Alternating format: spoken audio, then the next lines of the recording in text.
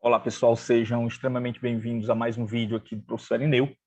Dando continuidade ao nosso estudo da geometria analítica, nós, nessa aula de número 2, iremos falar sobre a distância entre dois pontos no plano, ok? Vamos lá. Um conhecimento básico e importante na geometria analítica é determinar a distância entre dois pontos. Vamos inicialmente analisar como determinar a distância entre dois pontos em uma reta, ok? Vamos pegar aqui um exemplo. Considere os pontos A e B na reta real abaixo. Determine a distância AB. Então, nós temos dois pontos numa reta, o ponto A, que tem abscissa 2, e o ponto B, que tem abscissa 11. Nós queremos determinar a distância entre A e B, que é equivalente a determinar o comprimento do segmento AB.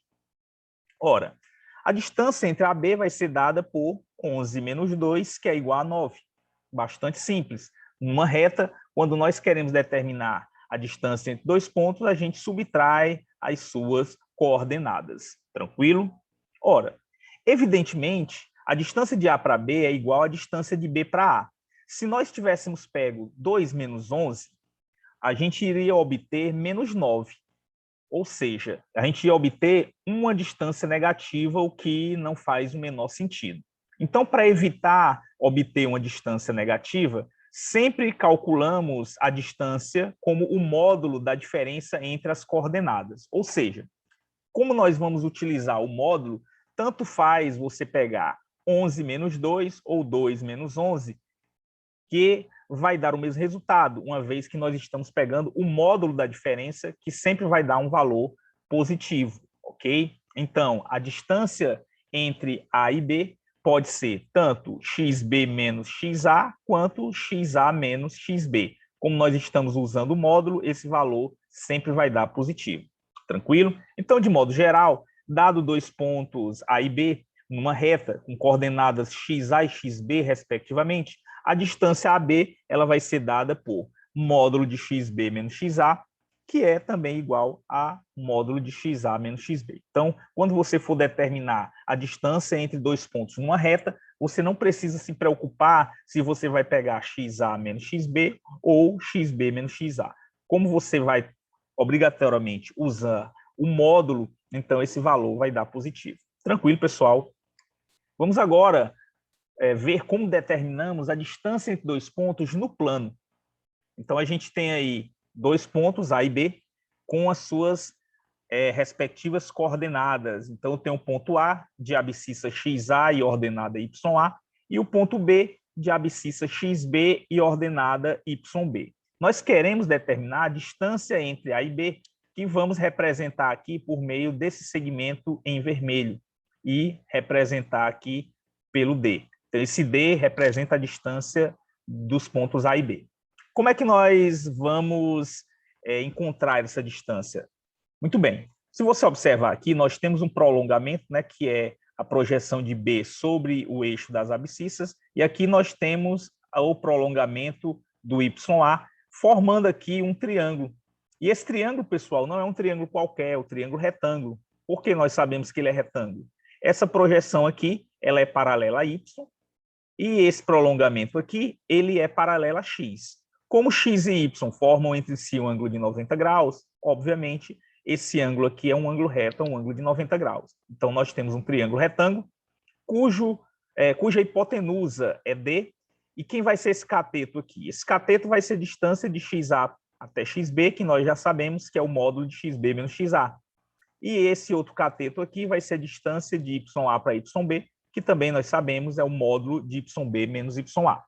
Como nós temos um triângulo retângulo, nós podemos utilizar o teorema de Pitágoras, que diz que o quadrado da hipotenusa é igual à soma dos quadrados dos catetos, ou seja, D ao quadrado vai ser igual a XB menos XA ao quadrado, mais YB menos YA ao quadrado. Aí você observa que aqui nós não estamos usando o módulo.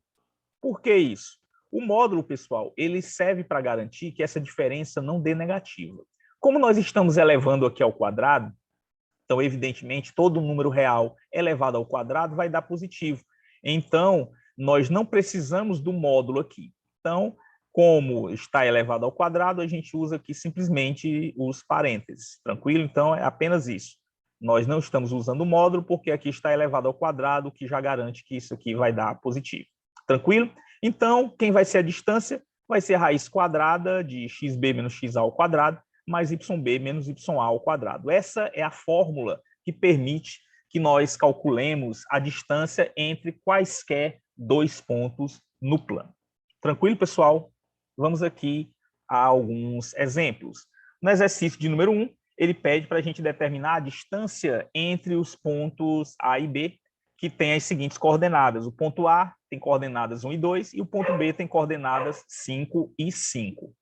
Então, a distância entre A e B vai ser a raiz quadrada de xb menos xa ao quadrado mais yb menos ya ao quadrado.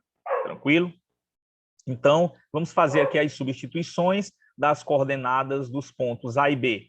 O xb vai ser exatamente 5, e o xa vai ser 1, o yb vai ser 5 e o ya vai ser 2. Então, substituindo aqui, nós temos xb menos xa, 5 menos 1, ao quadrado, mais yb menos ya, 5 menos 2 ao quadrado, ok? 5 menos 1 dá 4, e 5 menos 2 dá 3. 4 ao quadrado mais 3 ao quadrado vai dar 16 mais 9, que é 25. A raiz quadrada de 25 é igual a 5. Ou seja, a distância entre os pontos A e B vai ser de 5 unidades. Tranquilo, pessoal? Vamos para um segundo exercício. Sabendo que o ponto Q, de coordenadas 1 e x, é um ponto do quarto quadrante e que a distância de Q ao ponto P é 5 raiz de 2, calcule o valor de x. Essa informação de que o ponto Q ele pertence ao quarto quadrante, ela é importante por quê? Porque garante que a ordenada desse ponto Q deve ser obrigatoriamente negativa. Como vocês bem sabem, um ponto que pertence ao quarto quadrante, melhor dizendo, ele tem a abscissa positiva e a ordenada negativa. Então, o valor daquele x ali, obrigatoriamente, deve ser negativo. Tranquilo? Então, vamos lá. Como foi dito, a distância entre P e Q ela é igual a 5 raiz de 2. Como é que nós determinamos a distância entre P e Q? Vai ser xp menos xq ao quadrado mais yp menos yq ao quadrado. Evidentemente, a raiz quadrada dessa soma.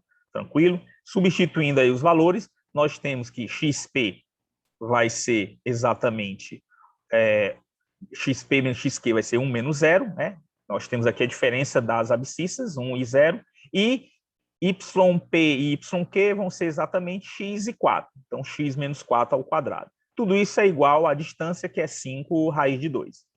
1 menos 0 vai dar 1. Então, nós temos aí 1 ao quadrado. E x menos 4 ao quadrado, não vamos mexer nele por enquanto. Tudo isso igual a 5 raiz de 2.